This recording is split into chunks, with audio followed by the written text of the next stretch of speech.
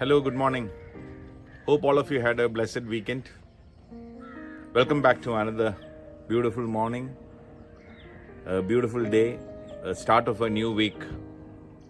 For today's meditation, let us turn our attention to a verse in the New Testament from the book of Corinthians, the first Corinthians, 4th chapter, the second verse.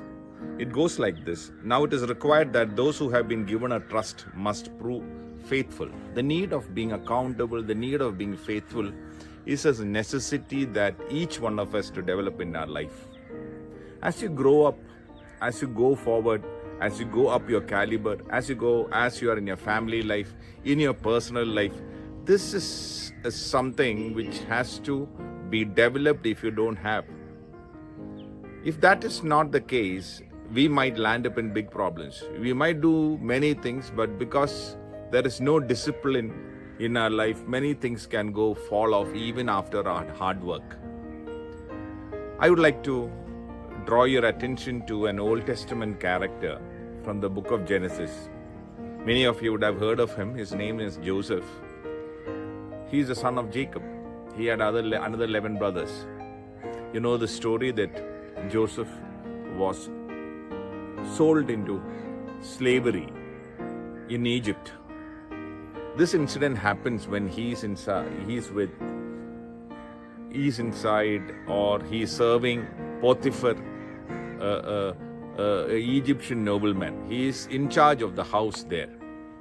So a certain incident happens. He's a young, smart, handsome guy, but very responsible and God-fearing. Mrs. Potiphar likes him and tries to approach him or tries to get fresh with him. So that is the time his absolute character comes out.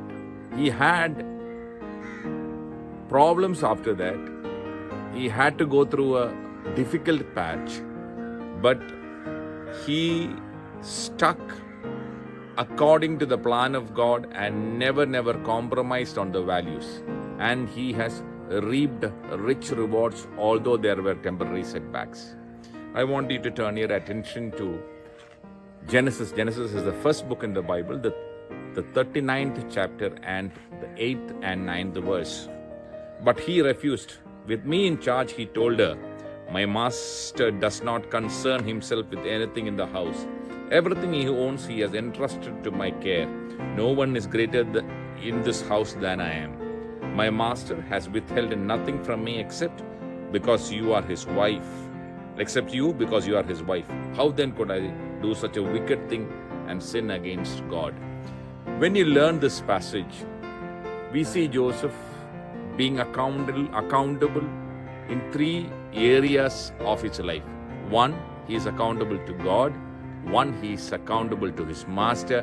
One, he is accountable to himself. These are the three things which you have to understand. Need to be responsible, we need to be faithful in all these areas. Although this lady approaches him, he says, no, to me, to my master, to my God, I cannot do this.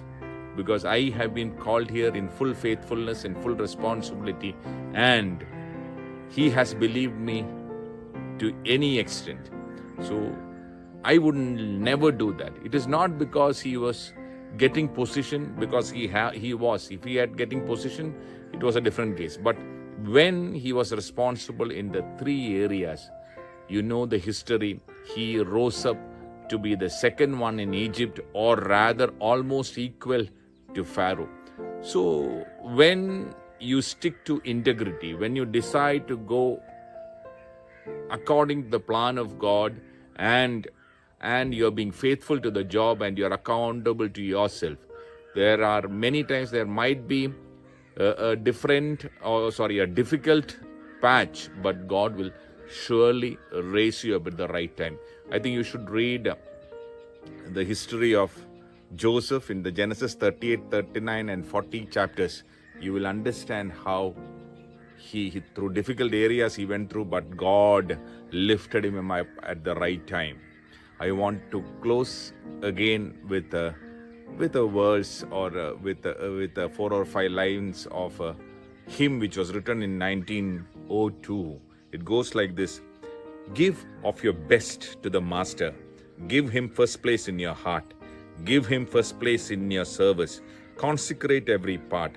Give and you will be given. God, his beloved Son, gave, gratefully seeking to serve him. Give him the best that you have.